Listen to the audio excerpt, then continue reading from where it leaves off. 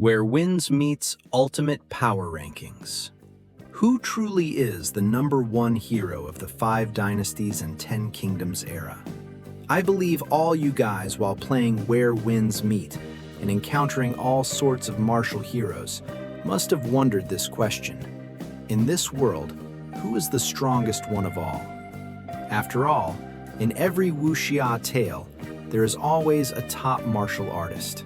So today, I will combine the complete storyline to unveil this mysterious hero ranking for you all. The #1 spot is a being that I believe you already know. Of course, since the story isn't finished yet, I will only rank characters who have already appeared, whose status and identity are clear, and who even have clear combat records. Without further ado, let's get straight to the rankings. We'll divide the power levels into tiers: T0, T1, and T2.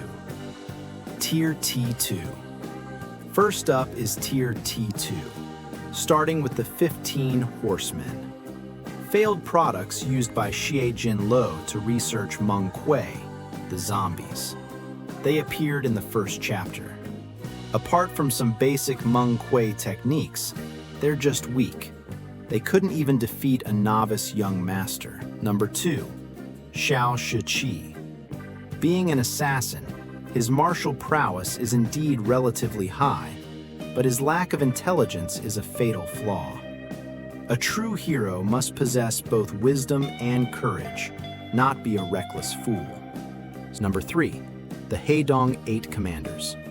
The Heidong 8 Commanders are all capable individuals resisting the Khitan. Both their strength and strategic minds far surpass ordinary people, but they fall just short of T1. They are stronger as a group of 8. Of course, we must exclude Sui Dao Ren. His power level is hard to define because he belongs to the realm of immortal cultivation. He's the only half-immortal to appear so far. If we must compare, at the half-immortal level, he certainly surpasses all practitioners of martial arts. So he's excluded from this martial arts ranking. Number 4, the Mechanism Man, Shadi Shen, the White Wolf leader, Zui Quangke. Strictly speaking, these are local bosses. They have some special abilities, but if you say they're strong, it's only because you were weaker back then and couldn't defeat them. Among them, the Mechanism Man and Shi Dongjong were even killed by the young master in the storyline. So they can only be ranked in T2, probably on par with Shen Wen and Shen Wu, the leaders of the Heidong 8 Commanders. Number 5, Ying Ying. I know ranking Ying Ying in T2 might make some fans protest, but Ying Ying, when she was expelled from Yangcheng, had her martial arts explicitly crippled. Now she only knows a bit of medical arts. Perhaps in her prime, she could have ranked in T1, but now she's just slightly more capable than an ordinary person. Number 6, the current Dao Lords of Fulu Shou Hall. They rely more on Kui Shou's backing. Their actual strength is much less than before. Zhu Yousheng also has some skill, but his status outweighs his strength, so he gets T2. Ghost Prince is similar. He has some strength, but lacks significant combat feats, so he only gets T2. Number 7, Yang, who, like Jiang Yan, was Wang Qing's adopted son, but is actually far inferior to Jiang Yan. He was called a coward and weakling in the army, proving he is unfit for the battlefield. Number 8, Feng Ruji, adopted daughter of Zhu Yu and Feng Yi. She should be considered a top-tier T2 existence. Plus, she's the Hall Master of the Red Dragon Hall, which should give her bonus points. Her proven vicious strength is likely built upon Chaosheng Moluohua's cold poison. Coupled with being severely corrupted herself, her combat power is essentially fueled by draining her life force. Without the boost from Chaosheng Moluohua, her power would definitely be halved. Tier T1. Now, let's move to Tier T1. Number 1, Li Zhenzhen, the Moon God. renowned in Qinghe. Though blind, his sword skills are peerless. During the Qingfeng Temple incident, he single-handedly slaughtered all the invading Qinghe faction members, showing just how explosive his combat power is. Number 2. Wu Xianghuang. Wu Xianghuang is often used as a training dummy, but remember, before meeting Jiang Yan, he was undefeated. Even after losing to Jiang Yan, he beheaded 999 men before dying by his own hand. Coupled with the influence of the Changsheng Gu worm, his strength should be considered top tier within T1. He just had bad luck, being the first major foe to appear. Number 3. Rong Yuan, the Tiger Fang Great Sword. He is not only a master of mechanisms, but also a skilled swordsman. In the chaotic era of the 5 dynasties, rising to a high military rank required peerless martial prowess to stand above the crowd. Number 4. The Nameless General. Like Rong Yuan, he possesses supreme combat power and commands his own troops. He is a veritable one-man army. Number 5. Ye Wanshan, a general guarding the frontier. He leads the fierce Tianhu army. A single order from him could slaughter a city. While most victims were civilians, the city also housed capable individuals from all over. The fact that Ye Wanshan emerged unscathed proves his skill is exceptionally high. Number 6. Feng Yi, the New Harmony Earl. He can summon great rains and stir up towering waves.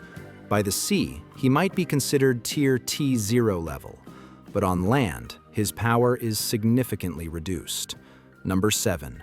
Zhao Kuangyin and Zhao Guangyi. These two brothers love to disguise themselves. Daring to roam the streets of Kaifeng daily without any guards means their personal martial arts must be excellent. Despite Southern Tong spies infiltrating Kaifeng so heavily and knowing the brothers' true identities, they never made a move against them. They must have been wary of the Emperor's strength, fearing that a rash move would alert the enemy. Zhao Guangyi goes without saying.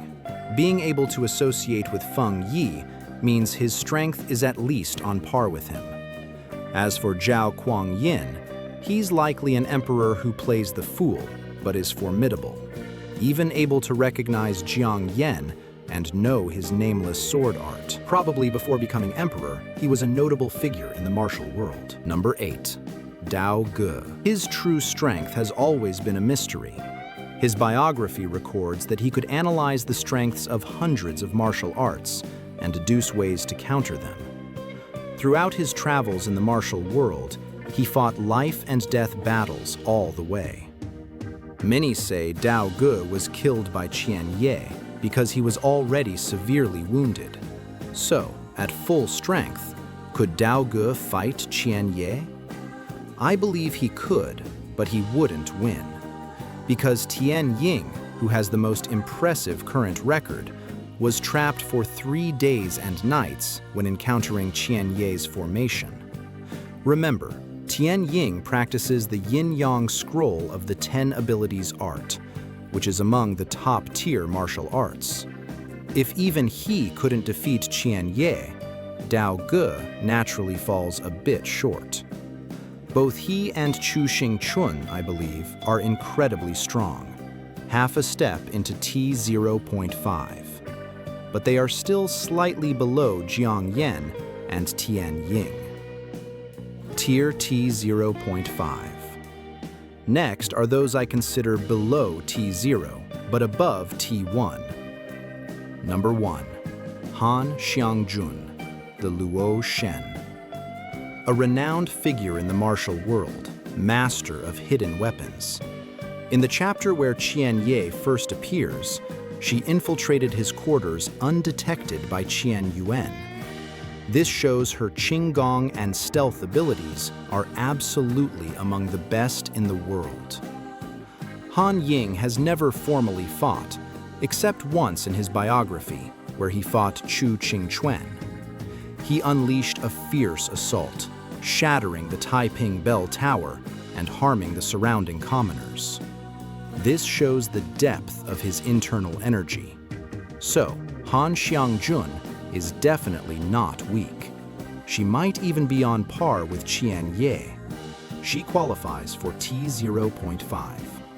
But since the two haven't fought, Qian Ye, with his better track record, ranks slightly higher. As for the illusion the young master experienced, we won't count that as reference. After all, that was just the Han Xin from your heart's demon. Number 2. Jiang Yan. His strength is undeniable. Wang Qing's most valued adopted son, Tian Quen's top disciple. When Tian Ying was trapped in southern Tong, the prime minister's first thought was to send a letter to Jiang Yan, asking him to come help. This proves the prime minister believed Jiang Yan's strength was absolutely comparable to Tian Ying's. With his help, Tian Ying could surely escape. Remember, after Tian Ying assassinated the great Liao war god, the southern Tong ruler was enraged, mobilizing the whole nation to capture him. Tian Ying, cornered with no escape, was hiding in the southern Tong prison, posing as a convict. When Jiang Yan arrived, the two just slipped away effortlessly. This proves their combined power could match an army.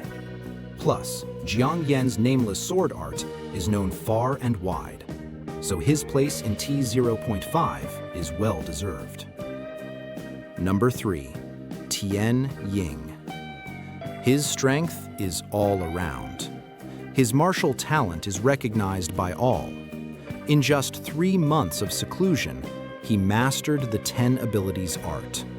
He could even innovate based on it. He is arguably the #1 prodigy. Coupled with his impressive record, seizing the 10 abilities art, the anti-Buddha campaign, the Qingfeng Temple massacre, the Northern Expedition. Although his story is hidden within the Qinghe plotline, he is truly someone all factions want to recruit or fear. Like a shadow, he looms over all his enemies.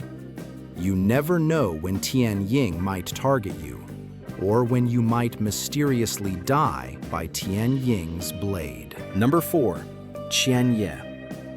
As I mentioned before, she could trap Tian Ying, and as the hidden master of the talent-gathering Shun Xiandu, she is the greatest underlying terror. One of the 2 top deputies of Shou Jinluo, chief of the Yingluo division, Qian Ye is terrifyingly strong. Plus, she is a master of formations. Those who often read wuxia novels know that those skilled in talismans and formations are usually core members of a sect or organization. Her lethality isn't measured in one-on-one fights. She is a mass killer on the battlefield. Coupled with Qian Ye's own considerable close combat dueling ability, based on the plot and his capabilities, Qian Ye is the strongest among these 4 in T0.5. If there was a way to break her formations, I think Jiang Yan and Tian Ying could easily kill her. But with her formations active, I estimate they could only struggle to cope, unable to achieve the kill.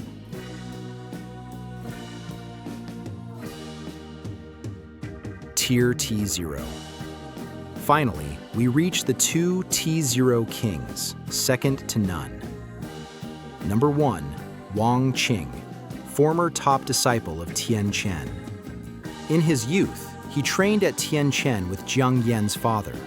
Later, he joined the army, resisted the Khitan, and founded the Yanbei Alliance.